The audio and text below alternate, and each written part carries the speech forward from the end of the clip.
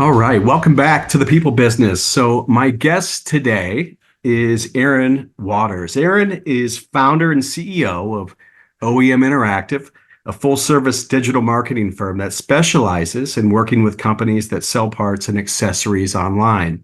In addition, Aaron is founder and CEO of Parts Messenger Pro, Fixed Ops Jobs, and Fixed Ops Mastermind.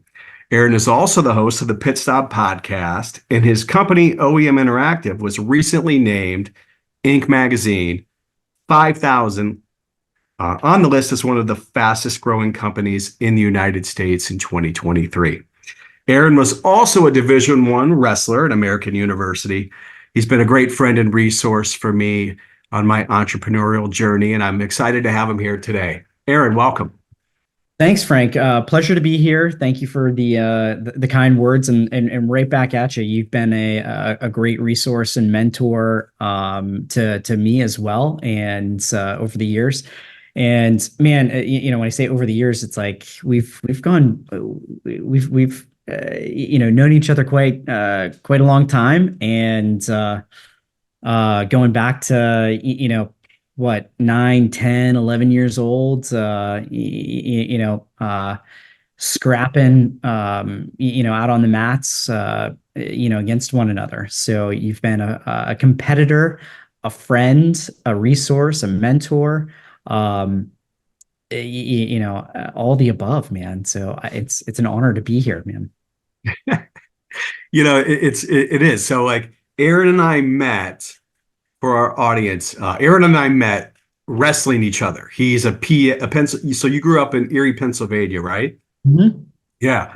And I grew up in the Akron, Ohio area, and we would go and we would travel, and we would go wrestle in these tournaments, and Aaron would come to Ohio and I would go to Pennsylvania, and we'd probably go to West Virginia also. And we would go compete all over the tri-state area and sometimes even further. But, Aaron and I met as competitors. Like, we wrestled against each other. And I don't think we wrestled together just one. I mean, it was like probably 4 or 5 times overall, I would imagine, somewhere in there. A lot, Yeah. over the years. And, I always, you brought it up to me. I say, like, there's a handful of guys that I know in my career that I never beat. Right. And, you being one of them. And you were like, no. Like, you beat me, and you beat me a couple times. And I'm like, what? I'm like, there's the old saying, like, you remember your losses, right? And you don't remember all the wins, but you remember the losses.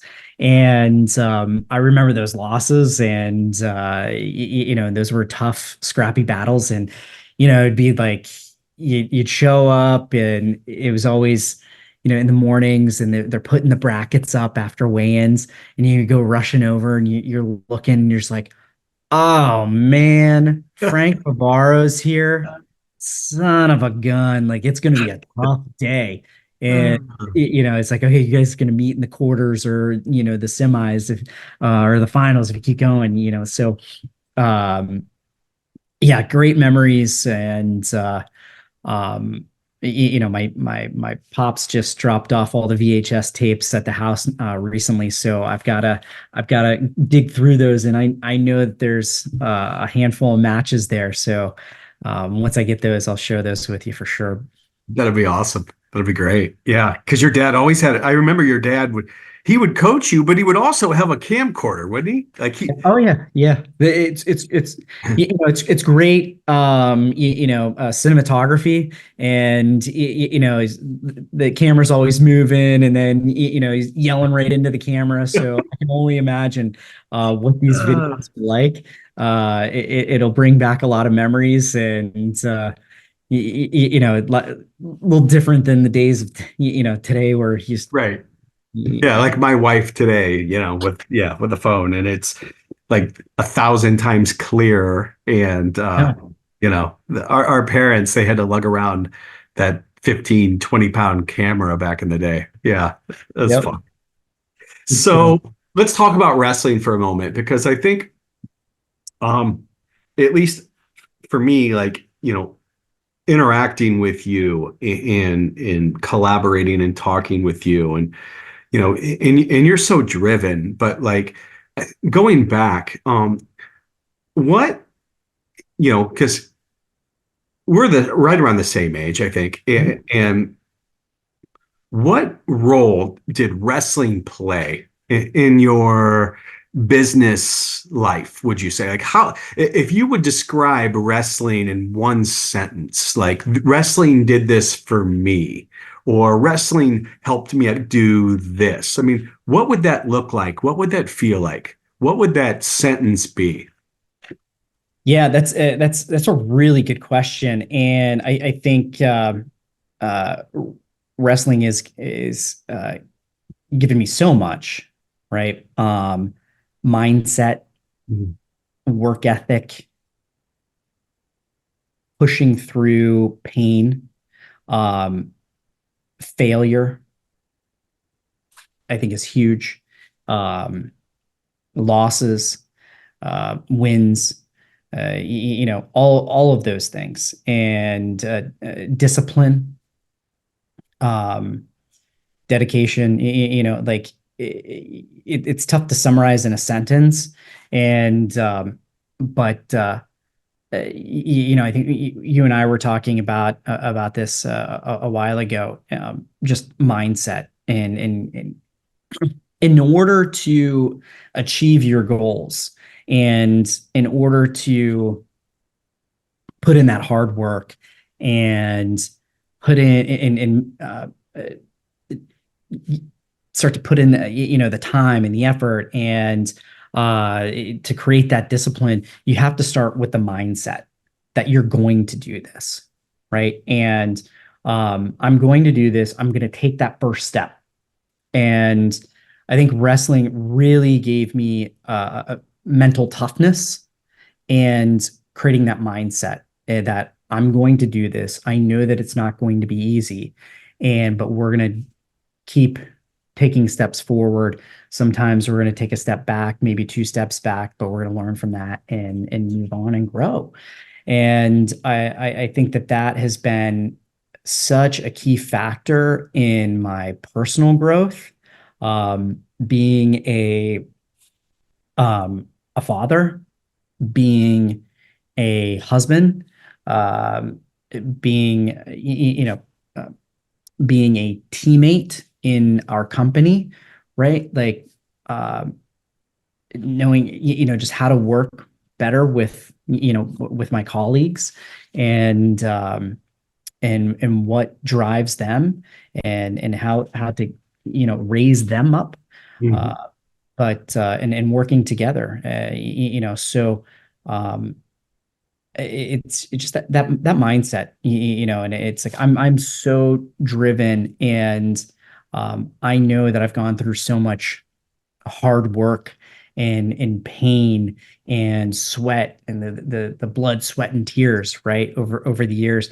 And I know what it takes to succeed in sports, but also if I'm going to succeed in life, if I'm going to succeed as a father, if I'm going to succeed as a husband. Not every day is going to be easy. Some days my wife and I are not going to see eye to eye, and how do we work, how do we work through that? How do we get through those hard times together? And and I think wrestling has really been a driving factor and a driving force in everything that I do. um, I'm not afraid to get up early in the morning. I get up at about 5 a.m.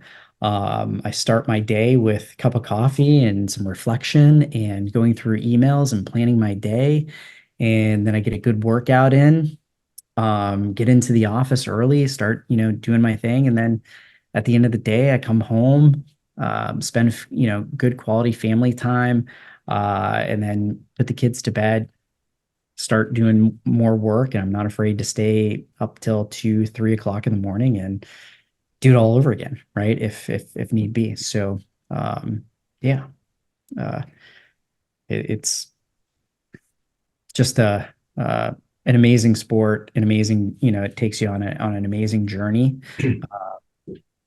teaches you a lot about, yourself and life in general.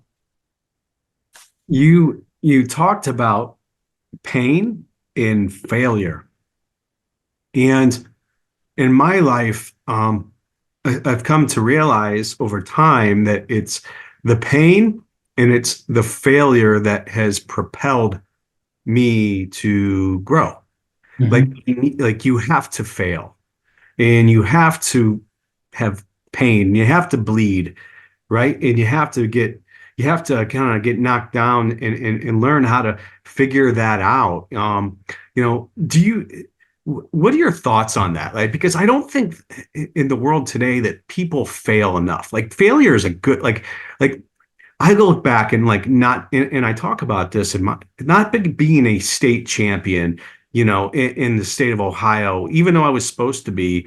I remember sitting there just going, going crazy, thinking like I didn't accomplish my goal, sitting there at the state tournament. And you were probably there too, like, because we both kind of had that same experience. But like sitting there going, how am I going to live my life? Like, I didn't accomplish my goal, but like, I am so grateful that I didn't accomplish that. What are your thoughts on on failure and how do you bring it into your business and what is your mindset on that?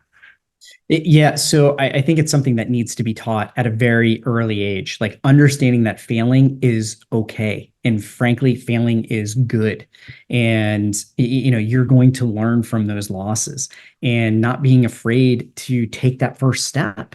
And because you're afraid of falling, right? Like it's okay to fall. It's okay to fail. And I tell our team, I'm like, guys, go for it. I want you to sit there and take the shot. I want you to execute. Look, like, and if you have a question, don't be afraid to raise your hand. But, you can't sit there and strive for perfection without taking a step, right? And like, let's just take that first step. And if it doesn't work out, well, we pivot. And it's okay it's totally okay to fail. And I wish that I would have been taught um, and communicated to you better at an earlier age about failure and about losses and that it's okay to fail. A former wrestler, Jim Harshaw, um, Pennsylvania guy, never was great, was on national teams in high school, amazing human being. And he it didn't win states in high school. Went to University of Virginia. Um, Freshman year, not an All-American. Sophomore year, not an All-American. Junior year, not an All-American. And senior year, like a lot of failure there. Senior year, All-American, right? And all those failures, and he talks about it. He has an amazing TED talk um, about failure and how he teaches his kids about failure and how he raises them and guiding them through their failures. So I think it's so important that we need to be talking about like, hey, it's okay to lose, it's okay to fail, and just reflecting upon that and what did you and finding the rights in there and trying to right the wrongs, if you will. But no, it was something that once again, it was something that I was never really. It was all about wins and losses, I guess. It was like or all about wins. It was like you got to win, you got to win, you got to win, you got to win, and you know, we didn't really reflect a lot on the losses, and going, hey, it's okay to lose, it's okay to fail. Um, and it made it sometimes people will clam up and not want to do anything because like if you don't do anything you're not going to win and you're not going to lose, you're not going to fail. So they're afraid to take that first step. But I lead by letting everybody know, hey, it's okay, I empower you, I want you to do this, and go ahead and take that shot. Go ahead and take that first step, know that I've got your back. So Yeah. That's that's such, I think that's what it's all about, right? I mean, empowering people, like you said, is um, because if you don't, yeah, you clam up because you're scared to make a mistake. You're scared to do the wrong thing. Um, and you kind of sit there and just kind of like, I don't know what to do, clammed up. So that's exciting. So you guys, like, thinking about you now and where you stand today in your business, like, to be named Inc., magazine, the 5,000 list of the fastest growing companies in the United States. I mean, like, that is amazing to do that. And you guys are, how old is your company? Like, what was in the inception? Yeah, so we're about 7 years old, 7 years right? old. Yeah, about 6, 7 years old. But we really have done, what's interesting about that, and it was always a goal of mine growing up and being, kind of in the business world and seeing like this Inc. 5,000 list, and hey, here's the fastest growing, the 5,000 fastest growing companies, and seeing all these entrepreneurs in the magazine. I'm like, wow, like what can I do to, how do I get there? I'm like, well, I know what it takes to get there, like to do anything at a high level, right? Like I need to put in a lot of hard work, but how am I going to get there, right? And we did that um, sheerly through zero marketing, zero. We didn't have a sales team. We did everything by just word of mouth. And this year, prior to making the list, we've kind of doubled down on the company. We've hired a sales team, and have done more marketing for the company, and that has led to more exponential growth, which is great because we have, high aspirations of where we want to be in 2024 and beyond. But we did everything through referrals and just um, having a great experience and creating a great experience with our company and our process and our solutions. And we needed to really focus on that at the core and perfecting that and what our partners want, right? Not our clients, but our partners. We here at OEM, we do not like to be referred to as a vendor, and we don't refer to our partners as clients, right? It's we have a vested interest in their success. When they win, we win. When they lose, we lose. It's a completely give and take relationship. We want to give them as much knowledge, to give them as much service, as communication as they need, and vice versa. This is how we're going to grow together. Um, but we grew, exponentially over time and through that word of mouth and creating that great experience. And it's been a lot of hard work. It's been a complete team effort. But I'm super proud of the team to be able to, achieve something like that. Now it's like, okay, what do we do for the future and beyond? And we've got a lot of things in the hopper that we've been working on. And how do we, reinvent ourselves or make ourselves better? If we lost a partner, why did we lose them? Where can we get better in that process? And really listening to our team members and colleagues, Mhm. and listening to our partners. We have our philosophy here at OEM is our people, our partners is our purpose.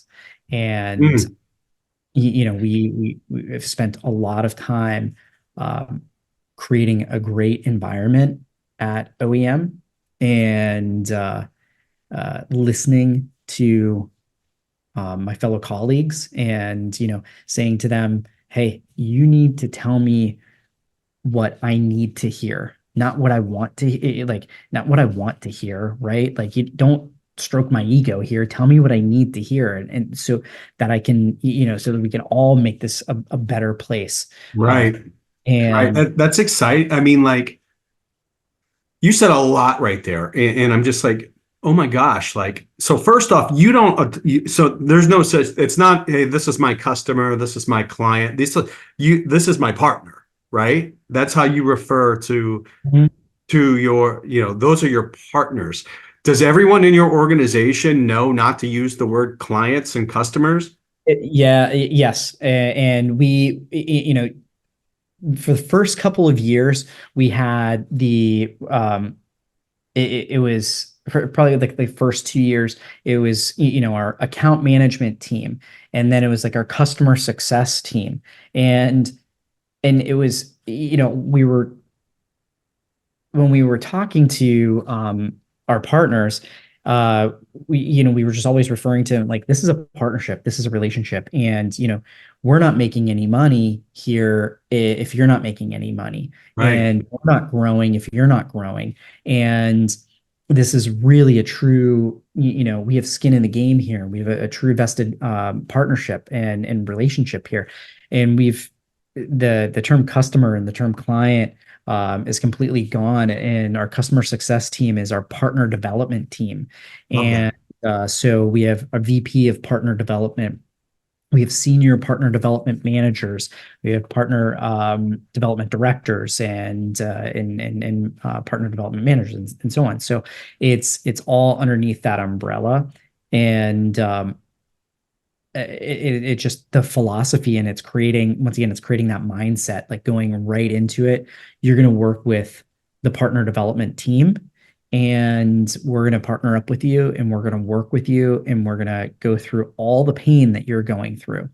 And we're going to win with you as well. We're going to celebrate those wins, and we're going to reset the bar, and we're going to shoot for the moon on the next one too. So yeah, it's just the once again, the core of our philosophy, our people, our partners is our purpose. And if we can create an amazing work environment and amazing growth environment for our people, they're going to be happy. They're going to want to, work really well with one another, and they're going to, that's going to be reflected upon our partners and the way that our business model is set up. It's really a true partnership with like our agreements with our partners. So from from a financial standpoint, we have a vested interest in their success, and that's how Mhm. we are compensated. And we have skin in the game, right? And if they're not making any money, we're not making any money. And so for us to be able to grow and make that Inc. 5000 list, it is awesome, and it's a true reflection of our philosophy and our team.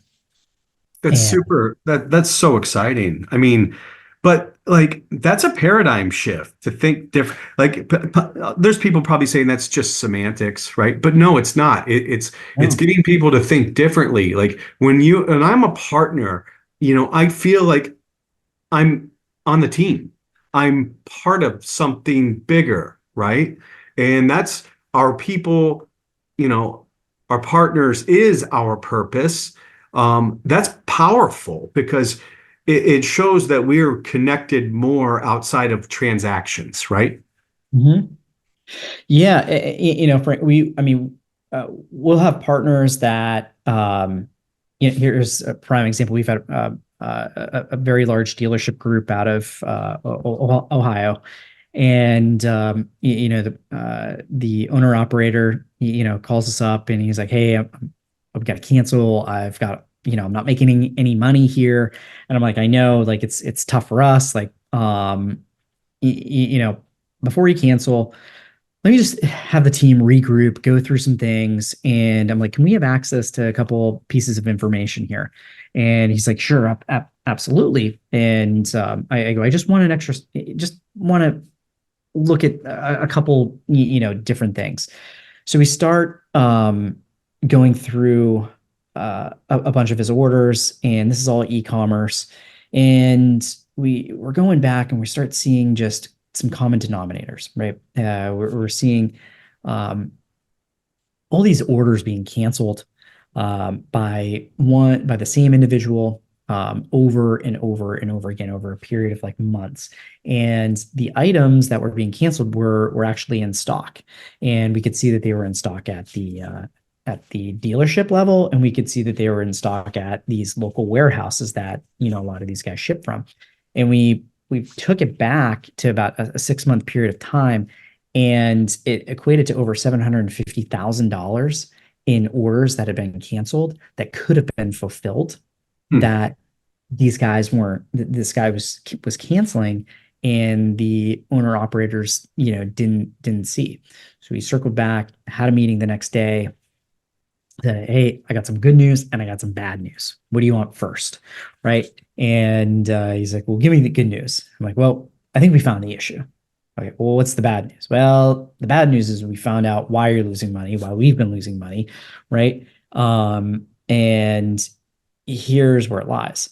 And we went through, walked him through everything. He was like, wow, guys, thank you so much. This is incredible. This is truly a partnership. This is what it means to have a partner and a great teammate on my side.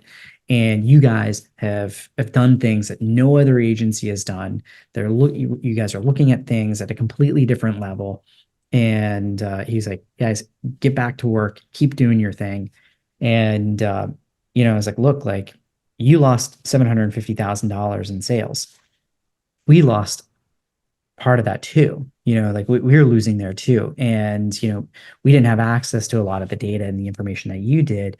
And because a lot of these guys won't give us access to some of this info. But once we got our hands on it, like, we were able to help you out and resolve the issue.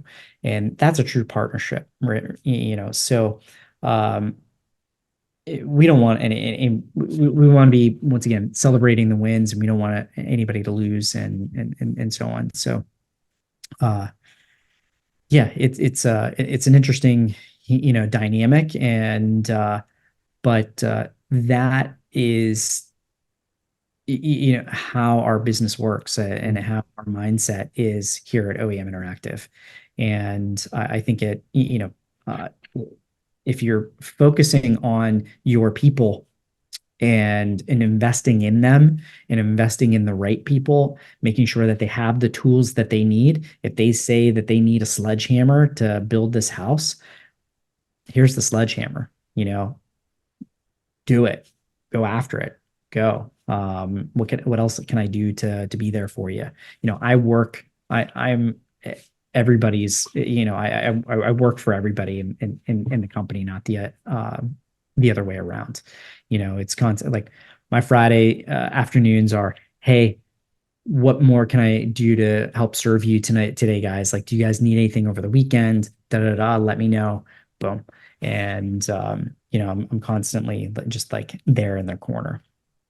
Well, you're offering your brain, you're offering your ideas, you're offering your ability to problem solve and work through scenarios, and you put yourself, your success, I can tell, comes from putting yourself in the shoes of other people.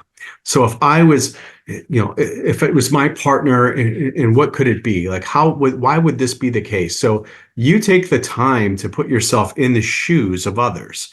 And because of that, that creates an experience for both your people and your partners, right?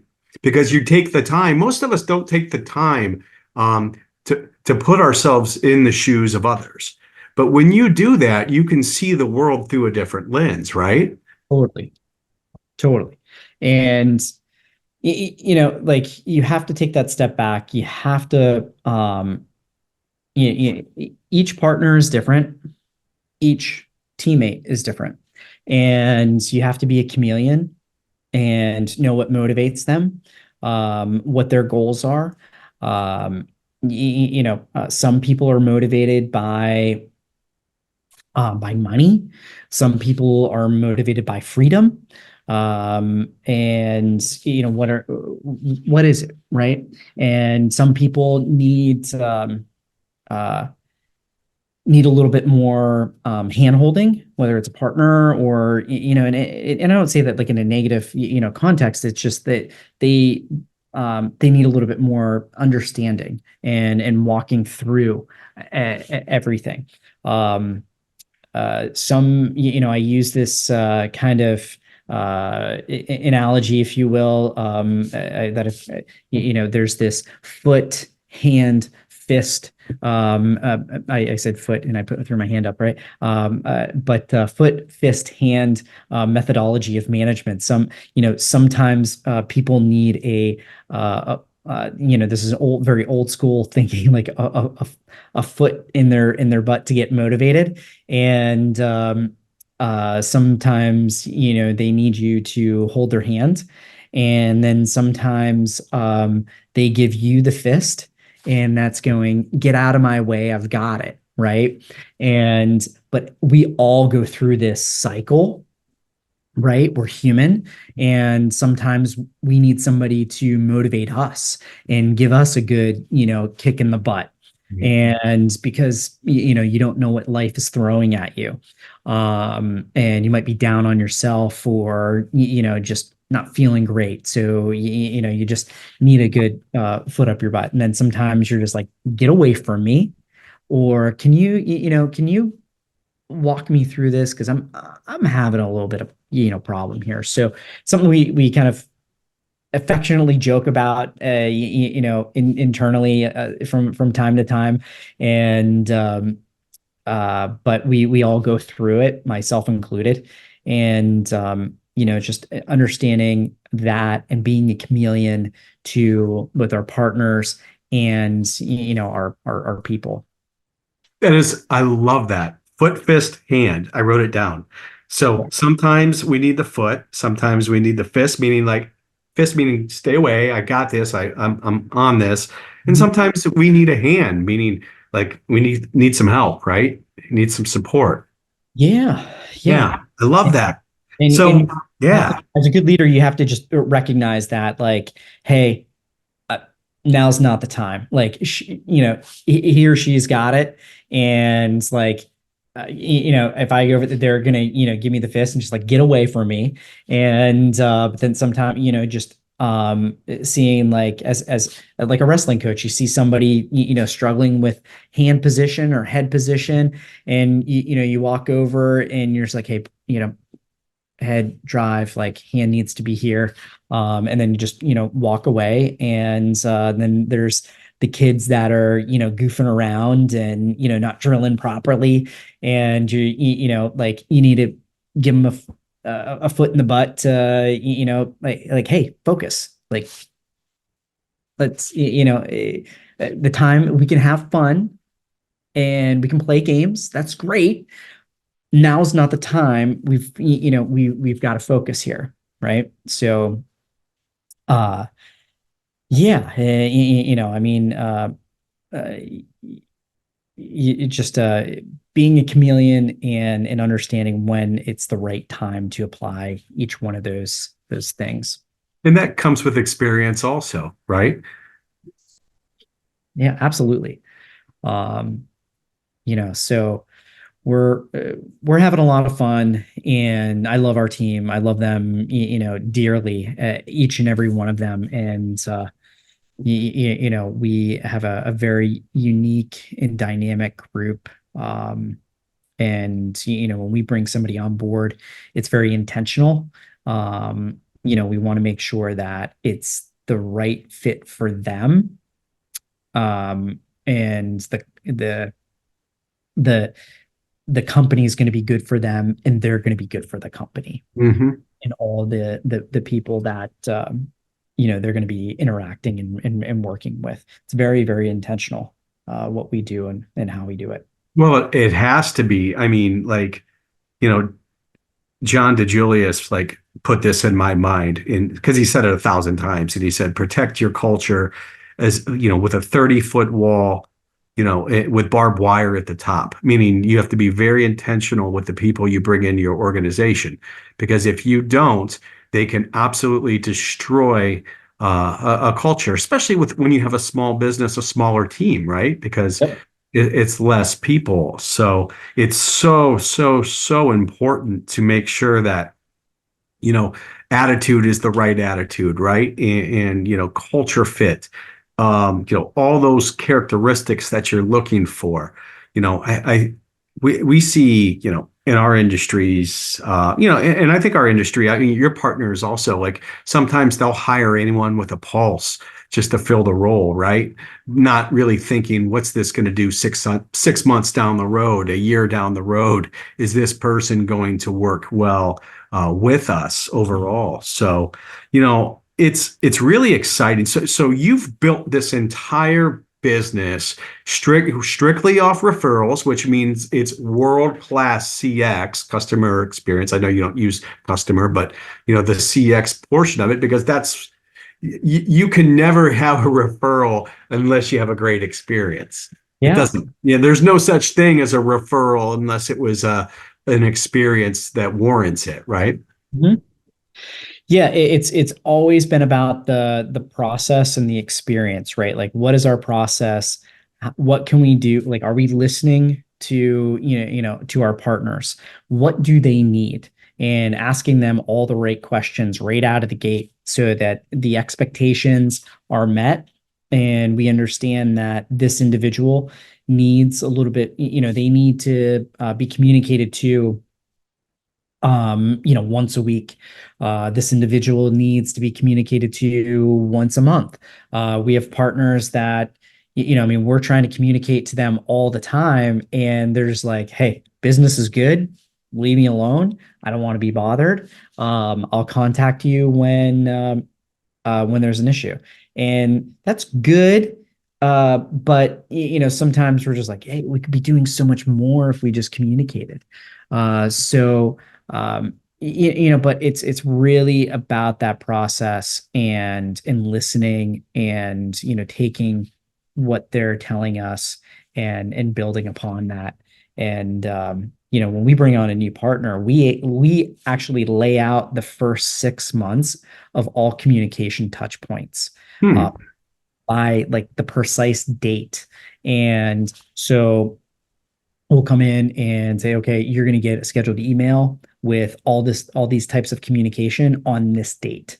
We're going to schedule a follow-up call on this date to go over X, Y, and Z. And we lay that out for the first 6 months of engagement and partnership of working with them so that they know, hey, like, I got to be on my game. They've laid all this stuff out for me. And these are when the communication touch points are going to be. And it's like, wow, like this is, I don't have to question anything. Like everything is right there. Right. And a lot of times what you'll see is when you get into a partnership, if you will, with someone, you don't know when they're going to contact you. You don't know, like, yeah, things are running. I think we've got a call maybe at the end of the month. Or I'm waiting for him to schedule that with me. Right. Uh, and we lay it out. And for the first 6 months, here you go. After that 6 months is done, we lay out the next 6 months. And we also lay out all the goals for the entire year. What are your sales goals? And work with them to help them achieve those sales goals, obviously, throughout the course of the year. So it's a very transparent system. Now, look, like, are those days due from time to time? Those dates get moved from time to time, and because of life and in general. But this is the foundation. If we're missing something in this, let us know, and we'll add that to the agenda, or we'll add this to this email, we'll add this to this call, this Zoom, whatever it might be. So lots of transparency, lots of communication. Really, we try to be as white glove as possible. That is, that's amazing. That's something that every industry could do. You could set out, these are the expectations. This is what we're going to do for you. This is how we're going to do it. You set that, and it takes away the uncertainty. It makes you, it puts you in a completely different class in terms of the experience that you provide. I always tell my partners, inconsistency is the enemy of a great experience, right? So you have to be consistent You can't just, this person can't be great and then this person's not great, right? Because that's a different experience from employee to employee. Mhm. So what are some of the things that you are doing that to improve that consistency piece? Yes, you're setting the 6 months in advance. What else do you guys do at OEM that make you world class? Yeah, so that's a really good.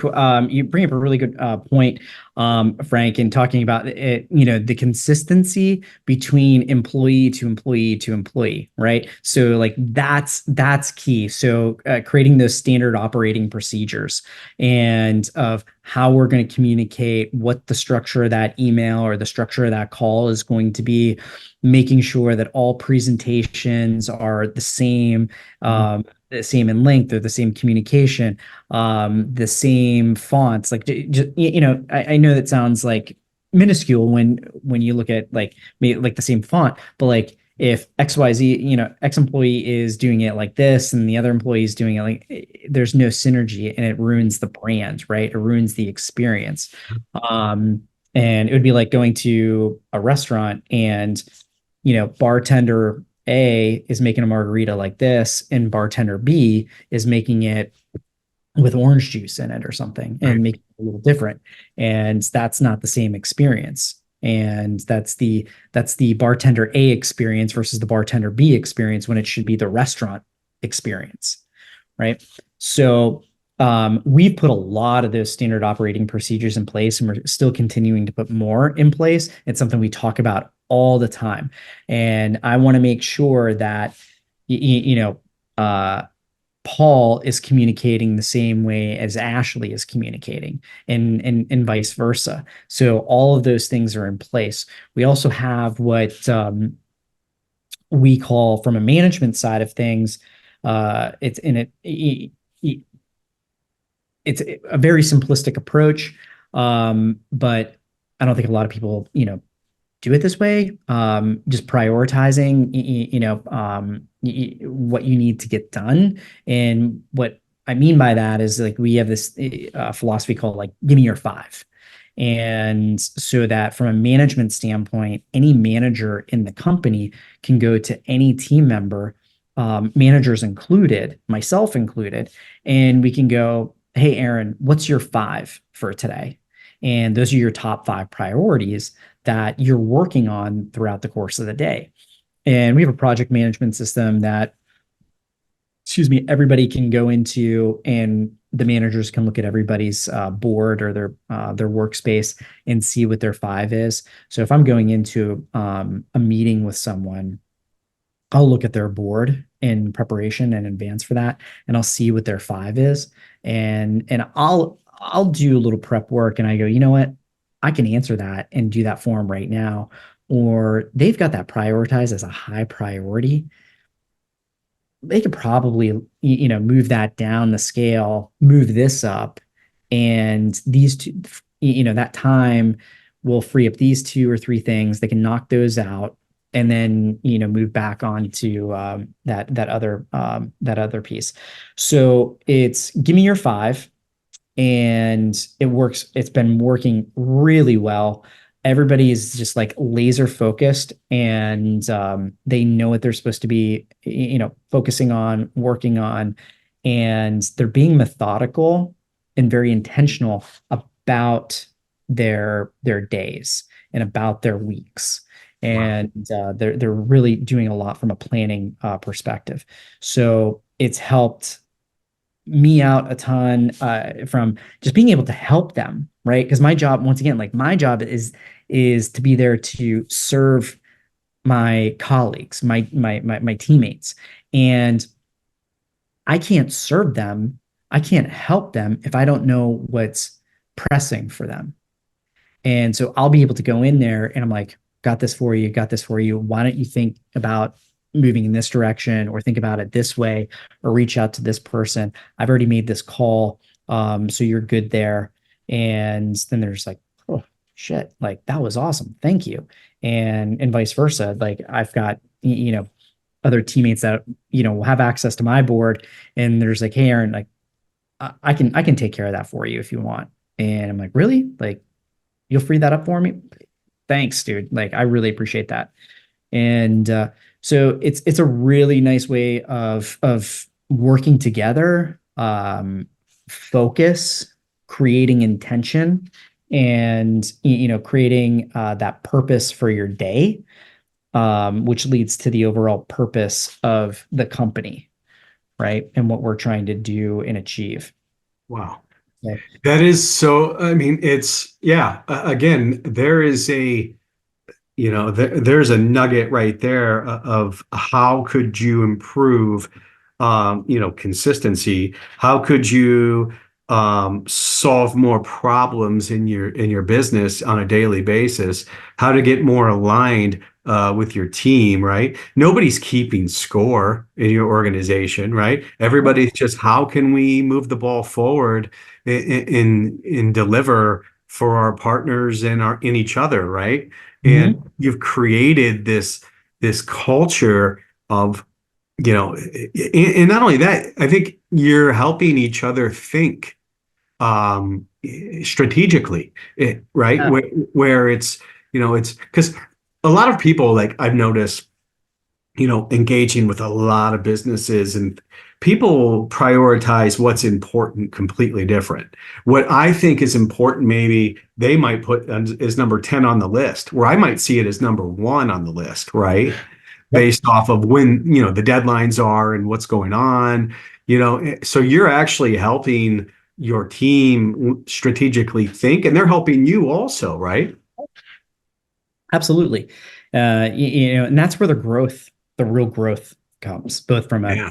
individual standpoint, and in a company-wide standpoint. They know that, we all have each other's back, but they're also growing and learning from each one of those conversations and how to prioritize things and how to work together and, getting through stuff. So they're growing at a professional level, they're growing at a personal level, and all these things are helping the company to grow at a very like macro level as well. So it's like an old saying,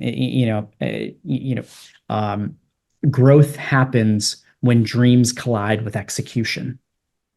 And um, we've had this dream, this acorn of an idea with OEM Interactive, and how do we get that to grow?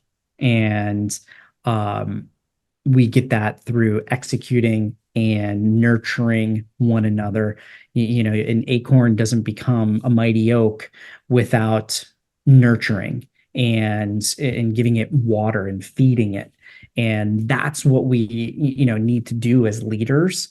And how can we best feed and nurture our people to be better, and both on, once again, on a personal level, that means so much to me on a personal level, and then on a professional level is as well. um so by implementing little things like this, we're able to do that, and we're able to achieve the dreams that we're all trying to go for and work towards. um so yeah, no, I mean, growth happens when dreams collide with execution. That is such a great quote. And man, it's so I'm getting pumped up just to kind of thinking about it, going through the process, Um, we had talked about a quote once before. I think you and I, we rise by lifting others, right? And that's it. And you just nailed it. Like that's how you do it, and that's how you are doing it, and that's how you've been doing it. So I am so it's exciting, man. It's exciting to see what you're doing, how you're doing it, and where you're going, because the sky's the limit, and the best is yet to come with the way that you are creating this culture, this world-class experience. And I'm excited to see what the future has in store for you. Yeah, no, and as am I, right? I know we're going to make some mistakes, and I know there's going to be some failure along the way. I know that, not all this, none of this is going to come easy. And what we have planned for, 2024, our goal is to double in size. And We have the roadmap laid out. We're launching a lot of new things this year, and but it's going to get there through a lot of hard work and failure. And one thing that I say all the time, and a lot of people look at failure or when they make changes, they talk about regret. And like one thing that is just like it's probably like the biggest, swear word in our vocabulary at OEM and in my vocabulary is the word regret. I won't let anybody say that word. Hmm. And because regret is a mistake that we haven't learned from. And I've heard it my whole life, like, oh, you regret doing this or you regret doing that. Like we've all heard it, right? And it's like regret's just a mistake, and everybody makes mistakes, and regret's just the decision, and that you made along the way. Maybe it wasn't the right one. Did you learn from it? You better move on.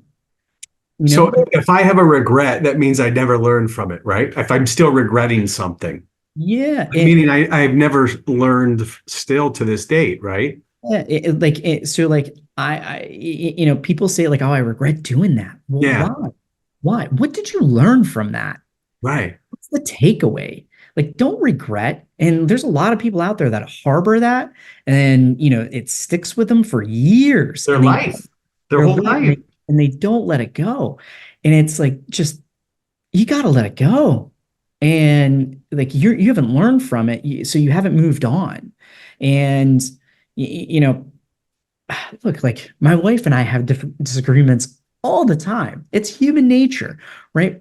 And there's a lot of times where I'm wrong or I made the wrong decision. I shouldn't have done that. I'm sorry. I learned my lesson, and you know what? You were right.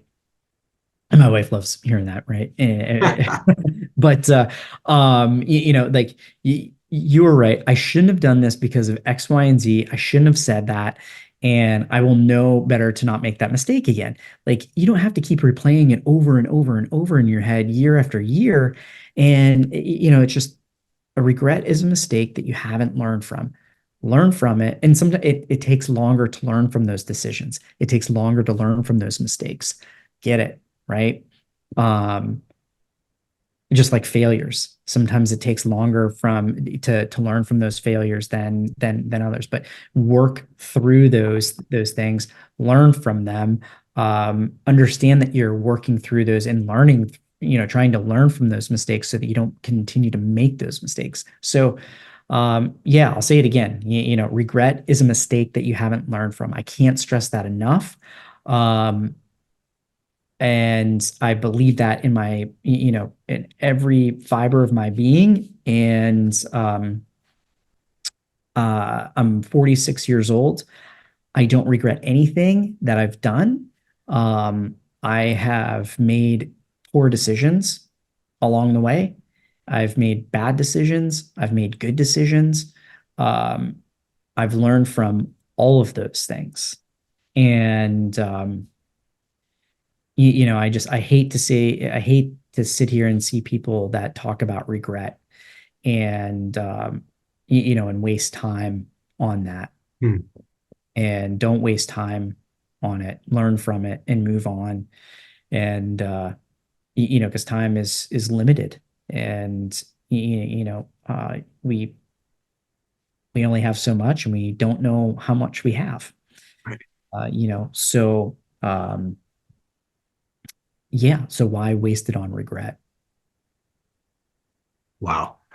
So That's great, man. It's so powerful and so true, because it's true. And like, it makes me think of, family members, who mhm. harbor still regrets. And it's like, no, don't regret that. It was all part of the process and the journey. And, don't it, I love you for it. Like, no, right? But, it's easy, and, but each individual has to overcome overcome those things, that pain and things of regret. Because, yeah, like you said, we've all made bad choices, right? We all have, but those are all learning opportunities. You know, I regret a lot of things,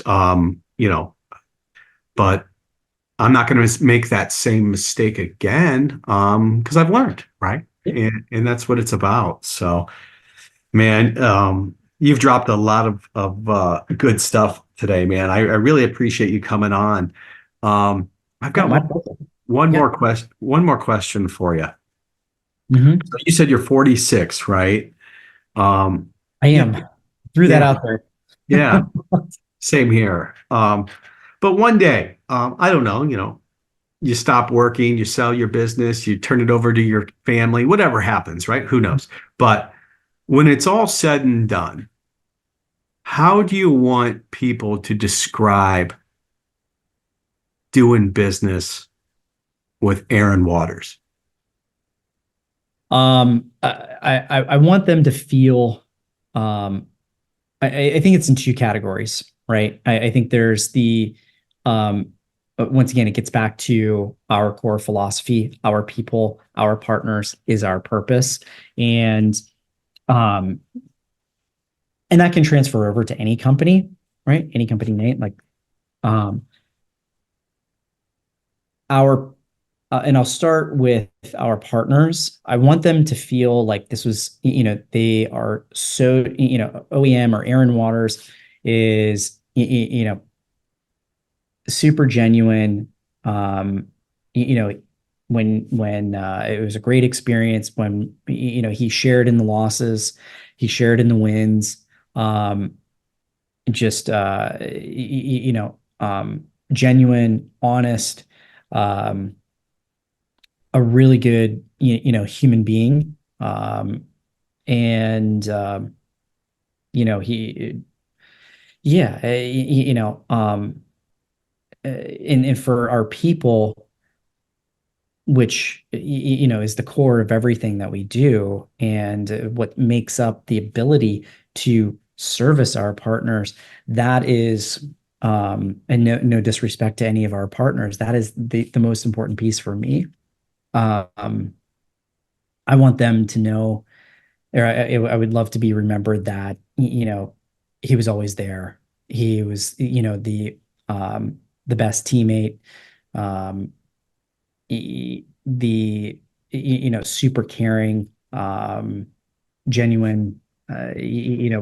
They I've been referred to as the fearless leader, and they've called me numerous times, like, we're so proud of you. You're our fearless leader, and da da da da da. And I actually, like, just recently, I had to kind of stop them and say, hey guys, like, I love that.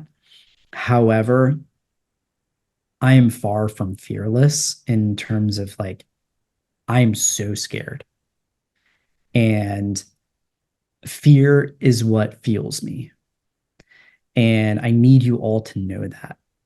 And they're just kind of like looking at me, and I'm like, I am fueled by fear of letting you down, letting myself down, fear of failure, fear of losses.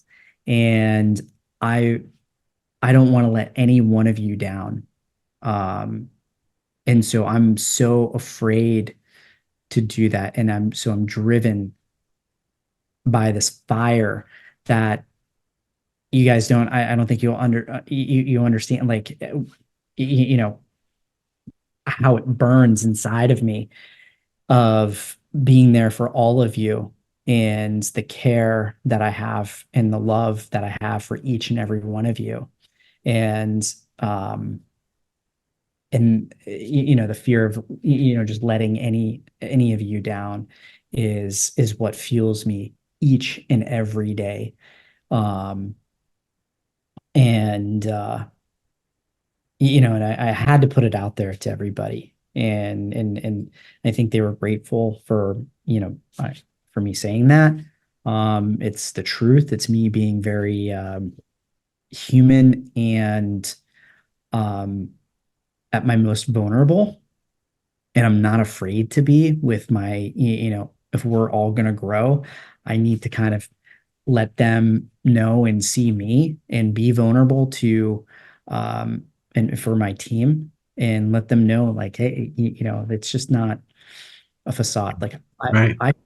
I'm scared too. There's things that I'm afraid of as well. And but know that it's not taking me this way, it's taking me this way, and it's what fires me up. And I'm so afraid of failure. And and once again, we're going to lose from time to time, and we're going to make some not some bad decisions. But we're going to learn from those and move on. And I just hope that they remember me as like genuine, honest, passionate, um, caring, grateful, super giving. Um, I would do anything for our people and anyone, and they know that. And same thing with with our partners. We're always there. So that's like, I think it's the long-winded version of what it's like doing business with Aaron when it's all said and done. I think it's on two fronts from that, our people, our partners front, and that's been my purpose, is to just be there, and we rise by lifting others up, right? So if we can lift our people up, we can lift our partners up, and that's our purpose. So without that, I don't know. Yeah. Love it. Super, super, super authentic. And, that's what it's all about. And, that's why, you don't experience what you've experienced without doing something really right. And you guys obviously, have the ingredients to doing those things. And so grateful to have you on the podcast, my friend. Thank you. Likewise. It's an honor to be here, man. And I hope that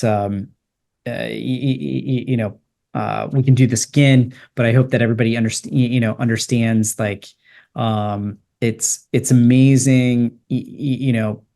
It's about this crazy journey, right? And you don't know necessarily where it's going and where the paths are going to take you. And it's kind of like our journey, Frank, like going back to 9, 10 years old, and so on. And then in high school, not really not competing against one another, and in college, and then bumping into each other in college one random night, like at a bar, and then reconnecting years later.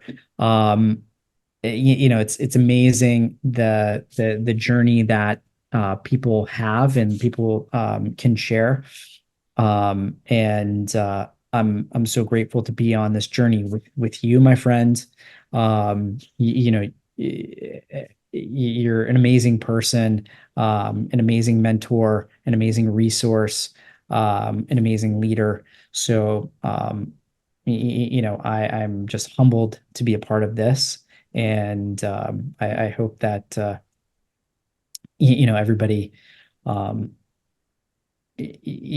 gain something from our journeys together, and just learn from that and so on. So thank you. It's a pleasure to be here, buddy. Yeah, awesome, my friend. Not much more to say after that. That's amazing. So the fantastic badass Aaron Waters, thanks again for joining me, and we'll talk soon. Definitely. Thanks, buddy. Bye bye.